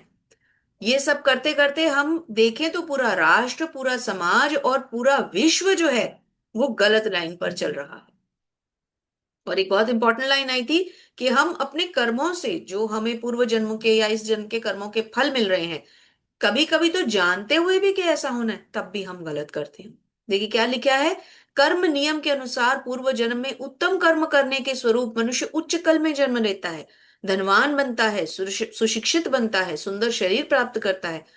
लेकिन ऐसा भी होता है कि ये सब होने के बावजूद भी वो इसको अपना समझ बैठता है और अपना ही पतन करवा लेता है, क्योंकि वो अपनी पहचान मिथ्या अहंकार के साथ करता है। तो अल्टीमेटली हर चीज किस चीज से आके जुड़ रही है? मिथ्या अहंकार से। जी माता जी, अगला श्लोक लीजिए। हाँ माता जी। आत्मसमन्विताः शब्दा धनवान धनवान मत अन्यता जजन्ते नाम नाम यज्ञ ते हि दम्भवान अविधि पूर्वकम। शिला प्रभुपाद की जय। शिला प्रभुपाद के द्वारा अनुवाद। अपने को श्रेष्ठ मानने वाले तथा सदैव घमंड करने वाले, संपत्ति तथा मिथ्या प्रतिष्ठा से मोहग्रस्त लोग किसी विधि विधान का पालन न करते हुए कभी कभी नाम मात्र के लिए बड़े ही गर्व के साथ यज्ञ करते हैं। बहुत सुंदर लिखा है। भगवान कह रहे हैं गर्व के साथ यज्ञ करते हैं, मतलब यज्ञ और उत्सव मनाते हैं, कर्म कांड करते हैं, परंतु मिथ्या अहंकार के साथ, मिथ्या प्रतिष्ठा के साथ, अपने लिए, स्वयं की इंद्र तृप्ति के लिए, अपने मान सम्मान के लिए। जबकि यज्ञ किसके लिए करना चाहिए? केवल और केवल भगवान विष्णु को प्रसन्न करने के लिए। तो इस प्रकार का जो घमंड है, इस प्रकार का जो अभिमान है, मिथ्या अहंकार है, झूठी पहचान है, इससे कौन मोहग्रस्त होता है? आसुरी स्वभाव वाला। तो हमें दूसरों के आसुरी स्वभाव को नहीं ढूंढने निकलना है, हमें अपने अंदर के इस आसुरी स्वभाव का नाश करना है। अपने को सब कुछ मानते हुए किसी भी प्रमाण या शास्त्र की परवाह ना करके आसुरी लोग क्या करते हैं? धार्मिक और यज्ञ अनुष्ठान अनुष्ठान करते हैं। श्री प्रभुपाद समझाते हैं, श्री प्रभुपाद की जय, कि जो लोग ऐसे भ्रम के कारण आगे चलते हैं, वो धार्मिक कार्य करते हुए भी जो दिखावा करते हैं या देवी देवताओं की पूजा करने का जो आडंबर प्रस्तुत करते हैं, उसके कारण वो क्या चाहते हैं? केवल समाज से या किसी व्यक्ति या किसी विशेष से अपने लिए मान सम्मान, इससे ज्यादा कुछ नहीं। ऐसी पूजा से वो भगवान को कभी प्रसन्न नहीं कर सकते। जी माता जी, अगला श्लोक लीजिए। जी माता जी। अहंकारं बलं दर्पं काम क्रोध च संश्रिताः मामात्मनः परदेहेषु प्रतिष्यन्तः अभिसृजकुः। शिला प्रभुपाद के द्वारा शिला प्रभुपाद की जय। अनुवाद। मिथ्या अहंकार, बल, दर्प, काम तथा क्रोध से मोहित होकर आसुरी व्यक्ति अपने शरीर में तथा अन्यों के शरीर में स्थित भगवान से ईर्ष्या और वास्तविक धर्म की निंदा करने लगते हैं। हरे हरे कृष्ण, बहुत सुंदर। भगवान कह रहे हैं मिथ्या अहंकार, बल, दर्प, काम और क्रोध, काम और क्रोध, किससे मोहित होता है आसुरी व्यक्ति? काम के प्रति मोहित, क्रोध के प्रति मोहित, दर्प यानी अहंकार, बल, इन सब चीजों से मोहित होकर, यानी कि मोहित अर्थात भ्रमित होकर। मोहित और भ्रमित एक जैसा वर्ड है। कभी कभी हम मोहित और भ्रमित को हिंदी भाषा में अलग अलग ढंग से प्रयोग करते हैं, लेकिन यहाँ पर श्रील प्रभुपाद द्वारा भगवत गीता में इन दोनों शब्दों को एक ही मतलब दोनों को एक ही तरह से यूज किया गया, एक दूसरे के पर्यायवाची समझिए। तो ऐसी चीजों के प्रति भ्रमित होकर यानी मोहित होकर आसुरी स्वभाव में युक्त व्यक्ति क्या करेगा? भगवान से ही ईर्ष्या कर बैठता है। जैसे कि शिशु पालने की, उसको भगवान से ही ईर्ष्या हो गई कि ये ग्वाला होने के बावजूद इतनी प्रतिष्ठा पा रहा है और हम इतने बड़े बड़े राजा होकर भी हमें वो प्रतिष्ठा क्यों नहीं मिल रही? उसने भगवान से ही ईर्ष्या मोल ले ली। तो माता जी यहाँ पर थोड़ा सा पढ़ते हैं, श्री प्रभुपाद समझाते हैं, जय घोष करते हुए आगे पढ़िए। हरे कृष्ण। ठीक है माता जी। आश्चर्य व्यक्ति भगवान के श्रेष्ठता का विरोधी होने के कारण शास्त्रों में विश्वास करना पसंद नहीं नहीं करता। करता। हम्म। शास्त्रों तथा भगवान के अस्तित्व इन दोनों से ही ईर्ष्या कराता है। यह ईर्ष्या उसकी तथाकथित प्रतिष्ठा तथा धन के संग्रह से उत्पन्न होती है। वह यह नहीं जानता कि वर्तमान जीवन अगले जीवन की तैयारी है। तैयारी है। थैंक यू माता जी। वो ये भूल जाता है कि इस जीवन में हम जो कुछ भी कर रहे हैं ये तो हमारे अगले जीवन की तैयारी हो रही है। क्यों?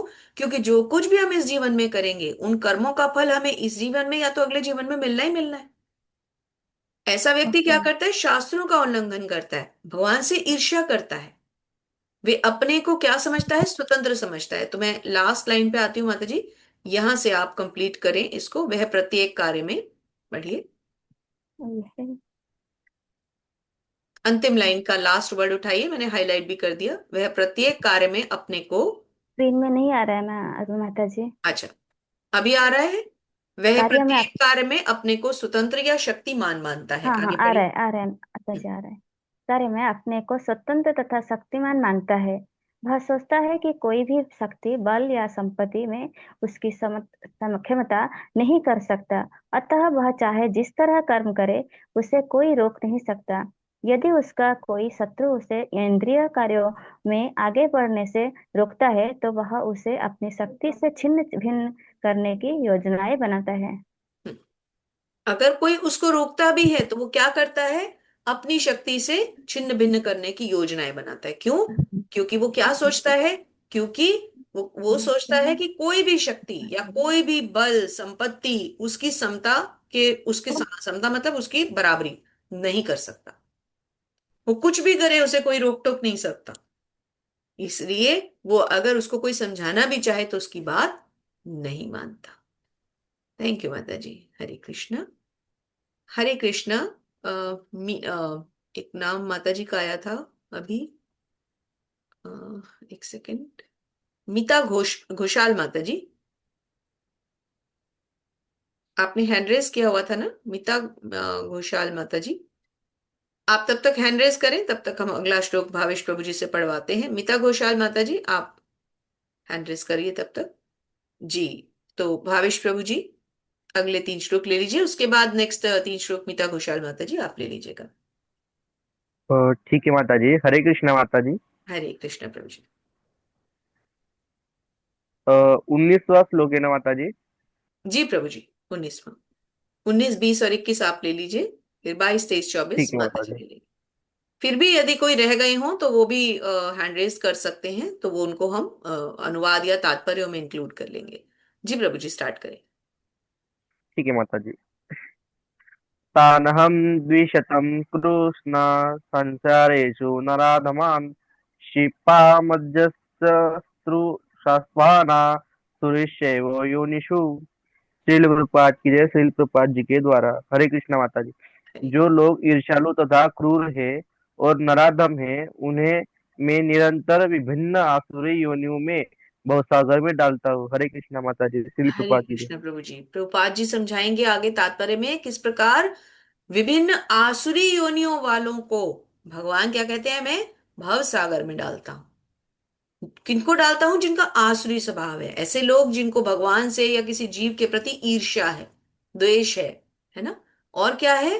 क्रूर है, स्वभाव से क्रूर है, जैसे कि मांसाहार करने वाले लोग। जो मांसाहार करते हैं उनका स्वभाव क्रूर होता है, क्योंकि उनको उनके अंदर से वो दया नहीं है। किसी पशु को मार करके उसका मांस खाना तो क्रूरता की एक चरम सीमा है ना। तो इसलिए मांसाहार भी आसुरी स्वभाव है।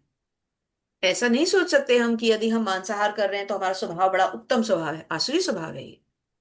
नराधम, क्योंकि देवी स्वभाव में क्या कहा गया था? दूसरे जीव पर करुणा।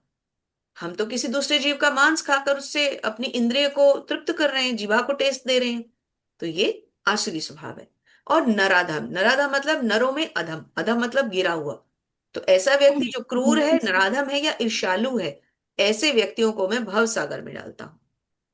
तो प्रभु जी यहां से हम पढ़ते हैं, जीव को किसी जीव को किसी विशेष शरीर में रखना। आप पढ़िए, मैं आपको फिर बीच में जरूरत पड़ेगी तो ठीक है। रोक लूंगी जहां पर भी होगा। ठीक है माता जी। हरे कृष्णा माता जी। हरे। श्रील प्रभुपाद की जय। श्रील प्रभुपाद जी के तात्पर्यों के द्वारा जीव को किसी विशेष शरीर में रखने का परमेश्वर, एक मिनट माता जी, जीव को किसी शरीर में रखने का परमेश्वर को विशेष अधिकार प्राप्त है। आश्री लोग भले ही भगवान की श्रेष्ठता को स्वीकार न करे और वे अपनी निजी सनकों के अनुसार कर्म करें, लेकिन उनका अगला जन्म भगवान के निर्णय पर निर्भर रहेगा, उन पर नहीं। श्रीमद् भागवत के तृतीय स्कंद में कहा गया है कि हाँ, एक मृत्यु सेकेंड के यहाँ पर बाद रुकते हैं प्रभु जीव। जी। एक सेकेंड रुकते हैं। तो भगवान क्या कहते हैं? आसुरी लोग भले ही भगवान की श्रेष्ठता को स्वीकार ना करें, चाहे कोई आसुरी स्वभाव वाला भगवान को श्रेष्ठ ना माने, वो ये ना माने कि सब कुछ भगवान कर रहे हैं, लेकिन अपने निजी सनकों के अनुसार कर्म अगर वो करता भी रहे, तब भी वो माने या ना माने, पर सत्य क्या है? सत्य है कि उसका अगला जन्म, देखिए हाईलाइट करते हैं, भगवान के निर्णय पर निर्भर करेगा, उस पर नहीं। चाहे वो इस तथ्य को माने या फिर इस तथ्य को ना माने, उसके मानने से कुछ नहीं होता। सत्य यही है कि उसका अगला जन्म उसके इस जन्म के कर्मों पर, और इवन पिछले भी जन्मों के कर्म जो है, कर्म फल वो संचित होते चले जाते हैं। भगवान किस जन्म में कौन से कर्म की सजा देंगे ये हम नहीं सोच सकते, लेकिन मिलेगी अवश्य, क्योंकि भगवान का निर्णय, वो सबसे परम निर्णय लेने के अधिकारी हैं। जी प्रभु जी अब पढ़ते हैं। जी माता जी। कहाँ से था माता जी? यहाँ पे थे आप श्रीमद् भागवत के तृतीय हाँ स्कंद में। हाँ, ठीक है माता जी। हरे कृष्ण माता जी। हरे। श्रीमद् भागवत के तृतीय स्कंद में कहा गया है कि मृत्यु के बाद जीव को माता के गर्भ में रखा जाता है, जहाँ उच्च शक्ति के निरीक्षण में उसे विशेष प्रकार की शरीर प्राप्त होता है। यही कारण है कि संसार में जीव की इतनी योनियां प्राप्त होती है। यथा कीट, पशु, कीट, मनुष्य आदि, ये सब परमेश्वर द्वारा व्यवस्थित है। ये अकस्मात नहीं आई। ये जहाँ तक असुरों की बात है, यहाँ यह स्पष्ट कहा गया है कि असुरों के गर्भ में निरंतर रखे जाते हैं। इस प्रकार ईर्ष्यालु बने रहते हैं और मानव में मानवों में अधम है। ऐसे आसुरी योनि वाले मनुष्य सदैव काम से पूर्ति रहते हैं, सदैव उग्र, घृणास्पद तथा अपवित्र होते हैं। जंगलों में अनेक शिकारी मनुष्य आसुरी योनि में संबंधित माने जाते हैं। हरे कृष्णा माता जी, श्री प्रभुपाद की जय। श्रील प्रभुपाद की जय। हरे कृष्ण प्रभु जी। तो देखिए प्रभुपाद ने कितनी अच्छी तरह से हमें भगवान के इस श्लोक को समझाया है। भगवान ने कहा ऐसे ईर्ष्यालु, क्रूर और अधम लोगों को मैं भव सागर में डाल देता हूं। प्रभुपाद ने क्या समझाया, क्या किया जाता है।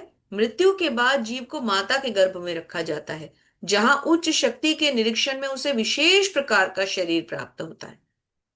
तो अब वो माता जिनके गर्भ में उस जीव को रखा गया, वो पशु माता भी हो सकती हैं, कोई कीट माता भी हो सकती हैं। किसी न किसी माता के गर्भ में उस जीव को स्थानांतरित कर दिया जाता है, और उस माता से फिर उस जीव का जन्म उस योनि में होता है। तो इसका मतलब हम अपने इसी जीवन में रहकर अपने अगली योनि और अगले जीवन की तैयारी कर सकते हैं। भगवान ने यदि हमें आसुरी स्वभाव पा लिया, तो वो हमें अगले जन्म में किसी अधम योनि में फेंक देंगे, जहां से हमारा उद्धार कभी नहीं हो पाएगा, क्योंकि उद्धार के लिए एक ही योनि है और वो मनुष्य योनि है। तो इसलिए मनुष्य योनि में रहते हुए हमें भगवत भक्ति अवश्य करनी है। फिर चाहे इस जन्म के बाद हमें भगवत धाम ना भी मिले तो कोई बात नहीं, अगला जन्म हमें भगवान किसी न किसी भक्त के घर में दे देंगे, जहां भक्ति और बढ़ेगी। देखिए पिछले जन्म में हमने जरूर अच्छी कुछ गुण प्राप्त किए होंगे या अच्छे कर्म किए होंगे कि इस जन्म में हमें भक्ति प्राप्त हुई है। तो इसको हमें कंटिन्यू करना है, क्योंकि भक्ति का अकाउंट कभी नीचे नहीं आता, हमेशा ऊपर बढ़ता है।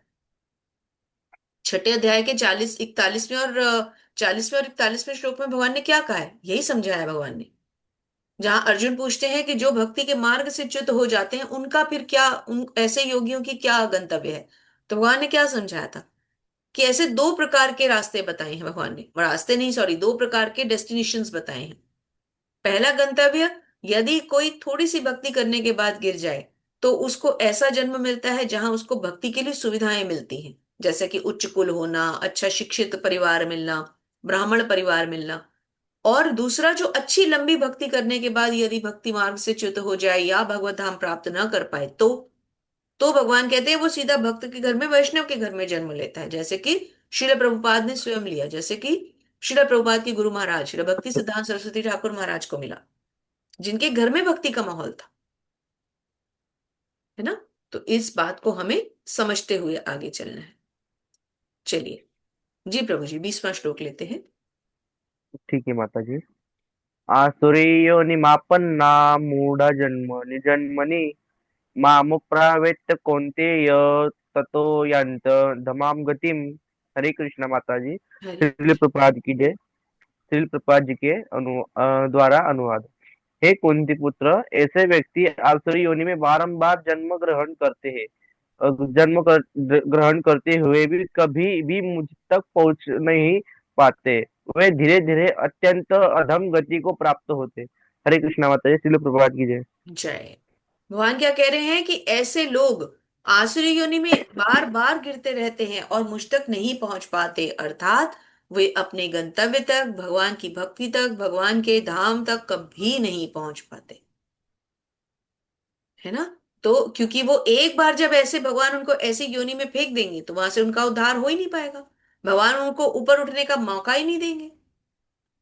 तो यहाँ पर हम एक थोड़ा सा ये प्रसंग पढ़ेंगे जी प्रभु जी। और एक और माता जी ने हाँ हैंड माता रेज जी। किया है, पूजा वैष्णव माता जी भी हैं अभी। तो दो दो श्लोक आप दोनों ले लीजिएगा, मीता माता जी और पूजा माता जी। तो प्रभु जी आप यहाँ से इसको कंक्लूड करें। इस प्रसंग में यह ठीक तर्क है। किया जा सकता है यस माता जी, हरे कृष्णा माता जी, शिल प्रपात की जय। जय। शिल प्रभुपाद जी के द्वारा तात्पर्य। इस प्रसंग में यह तर्क किया जा सकता है कि यदि ईश्वर ऐसे असुरों पर कृपालु नहीं है तो उन्हें सर्व कृपालु क्यों कहा जाता है। इस हाँ, प्रश्न एक के बार इस उत्तर। क्वेश्चन को समझते हैं, क्या कहा जा रहा है, क्या तर्क है। प्रभुपाद कहते हैं इस प्रसंग में, क्योंकि भगवान ने यहाँ क्या कहा है कि ऐसे लोगों के प्रति मैं क्या स्वभाव रखूंगा, उन्हें मैं ऊपर आने का मौका ही नहीं दूंगा, उन्हें अधम योनियों में फेंक दूंगा। तो प्रभुपाद बहुत सुंदर यहाँ पर समझा रहे हैं कि ये तर्क दिया जा सकता है कि हम तो जानते हैं कि भगवान बहुत कृपालु हैं, किसी से घृणा नहीं करते। तो जब भगवान कृपालु हैं, किसी से घृणा नहीं करते, तो फिर वो ऐसे व्यक्तियों को ऊपर आने का मौका क्यों नहीं देते, उन्हें क्यों जो है ऐसे अधम योनि में फेंक देते हैं, जबकि वो तो सर्व कृपालु है। तो इसको कैसे समझा जाए, तो प्रभुपाद इसका उत्तर समझाते हैं। जी प्रभु जी। हरे कृष्णा माता जी, इस प्रश्न के उत्तर में कहा जा सकता है कि वेदांत सूत्र से पता चलता है कि परमेश्वर किसी से घृणा नहीं करते। असुरों को निम्नतम अधम योनि में रखना उनकी कृपा की अन्य विशेषता है। कभी कभी परमेश्वर असुरों का वध करते हैं, लेकिन यह वध भी उनके लिए कल्याणकारी होता है, क्योंकि वैदिक साहित्य से पता चलता है कि जिस जिस जिस किसी का वध परमेश्वर द्वारा होता है उनको मुक्ति मिल जाती है।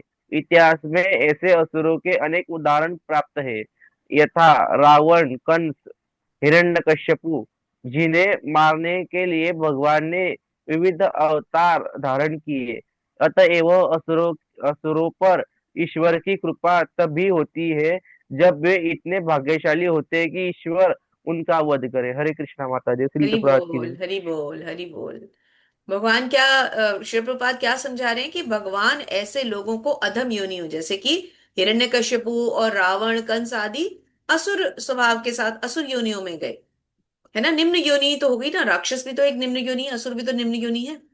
तो भगवान ने ये सब करके उनके ऊपर उपकार क्यों किया, क्योंकि भगवान ने अंत में खुद आकर स्वयं अपने हाथों से उनका वध किया, जिसके कारण उनको मुक्ति प्राप्त हुई, है ना। तो भगवान कभी कभी असुरों का वध उनकी मुक्ति के लिए करते हैं, इसीलिए उनको अधम योनि में फेंक देते हैं। तो कोई ये ना समझे कि भगवान उनके प्रति ईर्ष्यालु या दयालु नहीं है, या ईर्ष्यालु है या दयालु नहीं है। वो तो सबके पिता है, सबके लिए दयालु है। चलिए, आ, माता जी का नाम मैं भूल जाती हूँ, आज पहली बार पढ़ रहे हैं, मिता मीना घोषाल घोष माता जी। माता जी। हाँ, जी मीता जी। घोष। जी जी, पढ़िए माता जी। माता जी आप म्यूट हैं, अभी एक बार अनम्यूट करें। हरे कृष्ण माता जी। हरे कृष्ण माता जी, पढ़िए माता जी 21वां श्लोक। त्रिविधं नरकस्येदं द्वारनाशनमात्मनः कामक्रोधस्तथा लोभस्तस्मादेतत्त्रयं त्यजेत्। हरे कृष्ण। अनुवाद। इस नरक के 3 द्वार है, काम, क्रोध तथा लोभ। प्रत्येक बुद्धिमान व्यक्ति को चाहिए कि इन्हें त्याग दे, क्योंकि इसमें आत्मा का पतन होता है। हरि बोल, हरि बोल। तो काम, क्रोध और लोभ किसके द्वार हैं, नरक के द्वार। अब जब हमें पता ही है कि नरक के ये 3 द्वार हैं, काम, क्रोध और लोभ, तो क्यों ना इन्हें हम तुरंत त्याग दें। भगवान कह रहे हैं इन्हें तुरंत त्याग दो, इनके साथ रहोगे तो फिर आगे नहीं बढ़ पाओगे। तो माता जी इसका तात्पर्य भी पढ़ते हैं, यहाँ पर आसुरी जीवन, यहाँ से एंड तक पढ़िए। यहाँ यहाँ पर आसुरी जीवन आरंभ होने का वर्णन हुआ है। मनुष्य अपने काम के तुष्ट करना चाहता है, किंतु जब उसे पूरा नहीं कर पाता तो क्रोध तथा लोभ उत्पन्न होता है। जो बुद्धिमान मनुष्य आसुर योनि में नहीं गिरना चाहता उसे नहीं उसे चाहिए उसे चाहिए कि वो इन तीनों शत्रुओं का परित्याग कर दे, क्योंकि ये आत्मा का हनन इस हद तक कर देता है कि इस भवबंधन से मुक्ति की संभावना नहीं नहीं रह रह जाती। जाती। हरे कृष्णा। तो भगवान ये कहते हैं कि इसका तुरंत त्याग कर दो, क्योंकि यदि इसका त्याग नहीं करेंगे हम नरक में चले जाएंगे और फिर भवबंधन से मुक्ति की संभावना नहीं रह जाएगी। जी 22वां श्लोक माता जी। एतैर्विमुक्तः कौन्तेय तमुद्वारैस्त्रिभिर्नरः आचरत्यात्मनः श्रेयस् ततो याति परां गतिम्। अनुवाद। हे कुंती पुत्र, जो व्यक्ति इन तीनों नरक द्वारों से बच पाता है वो आत्म साक्षात्कार के लिए कल्याणकारी कार्य करता है और इस प्रकार क्रमशः परम गति को प्राप्त होता है। होता है। हरि बोल। भगवान कहते हैं नरक के इन द्वारों से बचता हुआ मनुष्य नरक से बचता है, आत्म साक्षात्कार के लिए कल्याणकारी कार्य करता है। तो और जैसे जैसे वो आत्म कल्याणकारी कार्य करता है, आत्म साक्षात्कार करता है, तो फिर वो परम गति यानी भगवान के धाम की तरफ चलता है। तो माता जी इसको मैंने हाईलाइट किया है, थोड़ा इतना पढ़िए कृपा करके। मनुष्य हटा दीजिए थोड़ा। ये यहाँ तक प्रतिष्ठित कर सकता है तक मनुष्य पढ़िए। को मानव जीवन के 3 शत्रुओं काम, क्रोध तथा लोभ से अत्यंत सावधान रहना चाहिए। जो व्यक्ति जितना ही इन तीनों से मुक्त होगा उतना ही उसका जीवन शुद्ध होगा। तब वो वैदिक साहित्य से अदिष्ट विधि विधानों का पालन कर सकता है। इस प्रकार मानव जीवन के विधि विधानों का पालन करते हुए वो अपने आप को धीरे धीरे आत्म साक्षात्कार के पद पर प्रतिष्ठित कर सकता है। थैंक यू माता जी। तो मनुष्य को क्या करना है? काम, क्रोध और लोभ से सावधान रहना है। क्यों? क्योंकि ये तीनों उसको कहां तक लेके जाएंगे? नरक तक लेके जाएंगे। और यदि वो नरक तक पहुंच गया तो वहां से उठकर फिर वापस से उस लेवल पर पहुंच पाना उसके लिए बहुत मुश्किल है। तो श्रील प्रभुपाद क्या कहते हैं? सारी विधि काम, क्रोध और लोभ के परित्याग पर आधारित है। इस विधि का ज्ञान प्राप्त करके मनुष्य आत्म साक्षात्कार के उच्च पद पर पहुंच जाता है। थैंक यू माता जी। पूजा माता जी कृपा करके अनम्यूट करें 23वां और 24वां श्लोक। पूजा वैष्णव माता जी। हरे कृष्णा माँ। हरे कृष्ण माता जी, धन्य प्रणाम, पढ़िए। यम शास्त्रम विधिमुत्सृज वर्तते कामकारत न स सिद्धिमवाप्नोति न सुखम न परागतिम। अनुवाद। जो शास्त्रों के आदेशों की अवहेलना करता है और मनमाने ढंग से कार्य करता है उसे न तो सिद्धि न सुख न ही परम गति की प्राप्ति हो पाती है। तो भगवान ने बिल्कुल क्लियर कह दिया है कि यदि कोई मनुष्य शास्त्रों की अवहेलना करेगा, अर्थात शास्त्रों में जो उपदेश हमें दिए गए हैं, भगवान ने जिस तरह से विधि विधान का पालन करने का निर्देश बार बार दिया है, यदि कोई व्यक्ति उसकी पालना नहीं करता तो उसे ना तो सुख मिलेगा, ना कोई सिद्धि मिलेगी और ना ही परम गति प्राप्त होगी।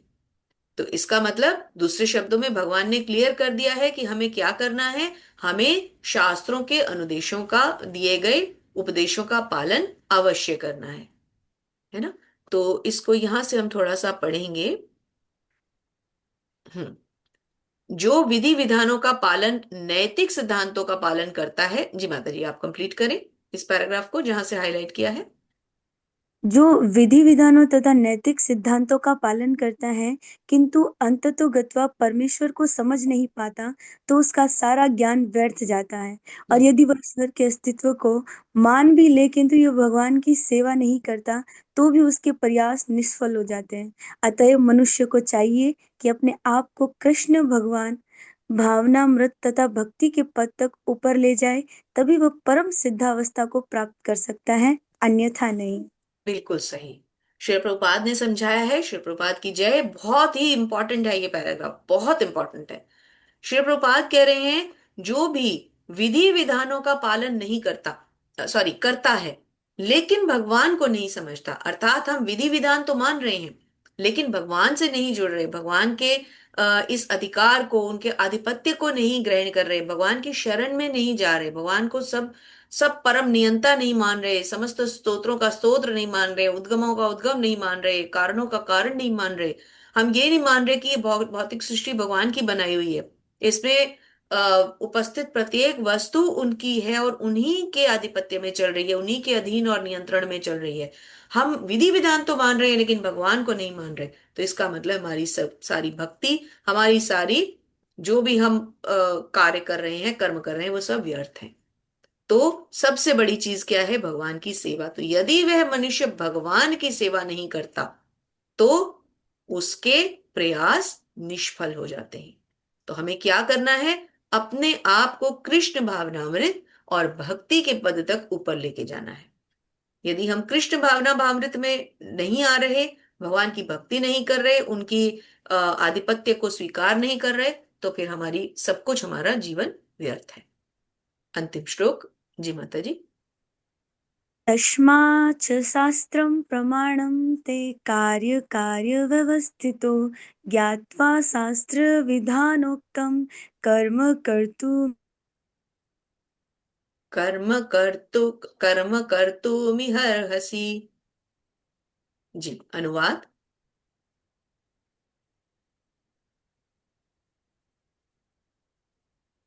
माता जी पढ़िए, पूजा माता जी।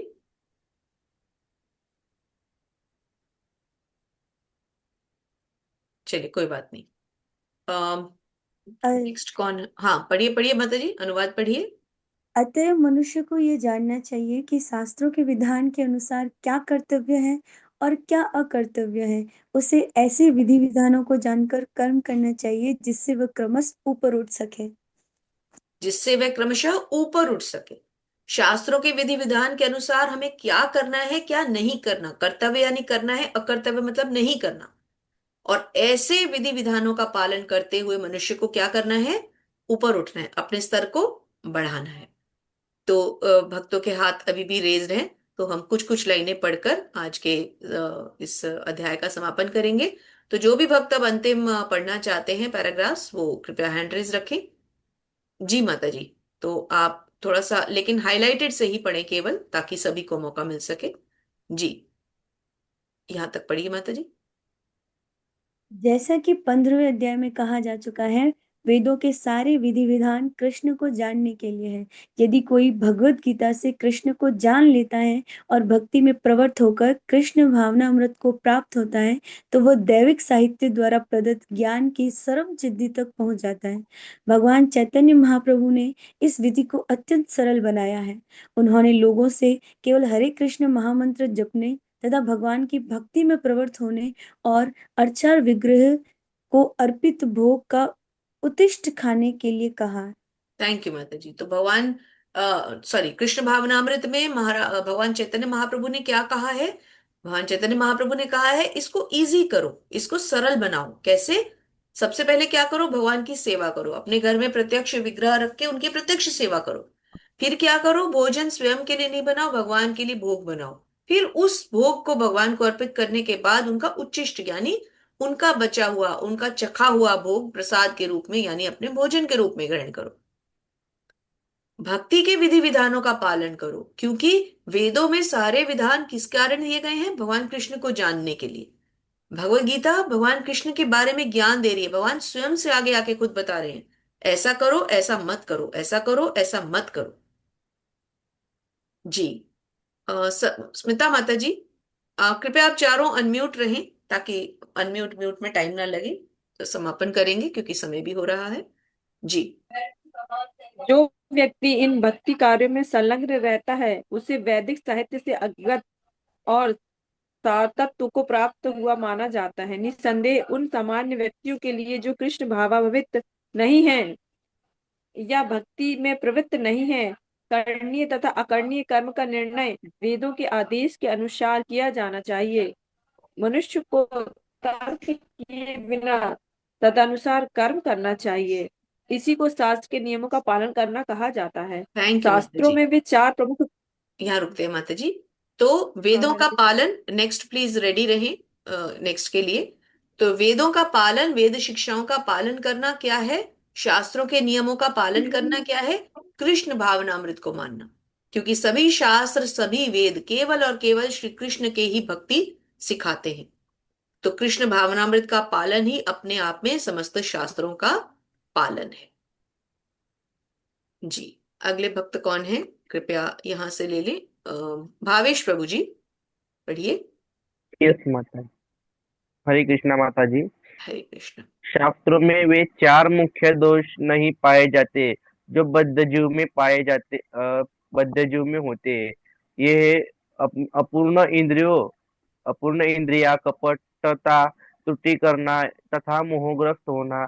इन चार दोषों के कारण बद्धजीव विधि विधान बनाने के लिए अयोग्य होता है। अतएव विधि विधान जिनका उल्लेख शास्त्र में होता है, जो इन दोषों से परे होते हैं, सभी बड़े बड़े महात्माओं, आचार्य तथा महापुरुष द्वारा बिना किसी परिवर्तन को स्वीकार कर लिए जाते हैं। हरे कृष्णा माता जी। सिर्फ हरे बात कीजिए। श्री प्रभुपाद की जय। तो शास्त्रों में कौन से क्या बताया गया है, जीव में कौन से चार दोष होते हैं, ये बहुत इंपॉर्टेंट है, इसको कृपया करके हाईलाइट कर लें और इसको स्क्रीनशॉट भी लेके रख सकते हैं, क्योंकि आपके क्विज में भी आ सकते हैं ऐसे क्वेश्चंस, या आपके एग्जाम्स में भी आ सकते हैं। बद्ध जीव की चार क्या मुख्य दोष बताए गए हैं। बद्ध जीव की इंद्रियां अपूर्ण है, करना और कपट मोह है, वो त्रुटि करता है और वो मोहग्रस्त व्यक्त होता है। तो इनके कारण वो अयोग्य बन जाता है। तो भक्ति का विधि विधान जिसका उल्लेख शास्त्र में है, जो इन दोषों से परे हैं, वो महात्माओं और आचार्यों के द्वारा किसी परिवर्तन के लिए स्वीकार, सॉरी, जिनका उल्लेख शास्त्रों में होता है, जो इन दोषों से परे हैं, सभी महात्माओं, आचार्यों और महापुरुषों द्वारा बिना किसी परिवर्तन के स्वीकार किए जाते हैं। तो हमें अपने आचार्यों का, अपने महापुरुषों का, जिन्होंने हमें भगवान के बारे में इतने सुंदर ज्ञान पूर्वक ग्रंथ दिए हैं, शास्त्र दिए हैं, उनका पालन अवश्य करना चाहिए। और कौन है, कोई लास्ट, स्नेहा माता जी पढ़ना चाहती हैं। स्मिता दक्ष माता जी, आप पढ़ चुके हैं ना, या पढ़ना चाहते हैं? चलिए स्नेहा माता जी, आप अनम्यूट करें। अंतिम लाइन स्मिता माता जी पढ़ लेंगी, कोई बात नहीं। हाँ माता जी, स्नेहा माता जी, निजी मार्ग बनाते हैं, यहां तक पढ़िए। जी माता जी। जी। रजो तथा तमोगुणी व्यक्ति शास्त्रों, पवित्र मनुष्यों तथा भगवान के समुचित ज्ञान के खिल्ली उड़ाते हैं। वे गुरु के आदेशों का उल्लंघन करते हैं और शास्त्रों के विधानों की परवाह नहीं करते। वे भक्ति की महिमा का श्रवण करके भी उसके प्रति आकृष्ट नहीं होते। इस प्रकार वे अपनी उन्नति का अपना निजी मार्ग बनाते हैं। देखिए, रजोगुणी और तमोगुणी व्यक्ति क्या करते हैं, भगवान का मजाक उड़ाते हैं, भगवान के भक्तों का मजाक उड़ाते हैं, शास्त्रों की परवाह ही नहीं करते, भक्ति के बारे में, भक्ति ग्रंथों के बारे में सुनना ही नहीं चाहते। तो वो अपने हिसाब से चलते हैं। लेकिन सतोगुणी, और फिर सतोगुणी से उठकर शुद्ध सत्व में जो स्थित हो जाता है, वो केवल और केवल भगवान के बारे में सुनना चाहता है। जी, अंतिम श्लोक के अंतिम लाइनों को पढ़ते हैं। जी, स्मिता दक्ष माता जी संपूर्ण करते हैं हाँ इसको। माता जी, ये तो हाँ, मानव समाज के मानव समाज के ये ही कतिपय दोष हैं जिनके कारण आसुरी जीवन बिताना पड़ता है। किंतु यदि उपयुक्त तथा प्रामाणिक गुरु का मार्गदर्शन प्राप्त हो जाता है तो उसका जीवन सफल हो जाता है, क्योंकि गुरु उच्च पद की ओर उन्नति का मार्ग दिखा सकता है। इस प्रकार इस श्रीमद् प्रकार भगवद श्री गीता के भगवद गीता के 16वें अध्याय देवी तथा असुरी स्वभाव का भक्ति वेदांत तात्पर्य पूर्ण हुआ। हरि हरि बोल। बोल, हरि हरे बोल, कृष्ण। हरि बोल। तो अंतिम शब्द गुरु के बारे में ही है, और गुरु द्वारा ही भक्ति वेदांत तात्पर्य पूर्ण हुआ। हमारे भगवान का, हमारे गुरुदेव का नाम क्या है? भक्ति वेदांत स्वामी श्रीला प्रभुपाद। हरि बोल। हरि इसलिए, बोल श्रील प्रभुपाद जी। और की जय। अंतिम लाइंस उन्हीं के बारे में दी गई हैं, क्या कि मानव समाज के ये कतिपय दोष हैं जिसके कारण आसुरी जीवन बताना पड़ता है। तो आप सब बहुत ही सुंदर भक्त हैं, और श्री प्रभुपाद की कृपा से आप सबके सानिध्य में हमें भी भगवत गीता एक बार और पढ़ने को मिल रही है।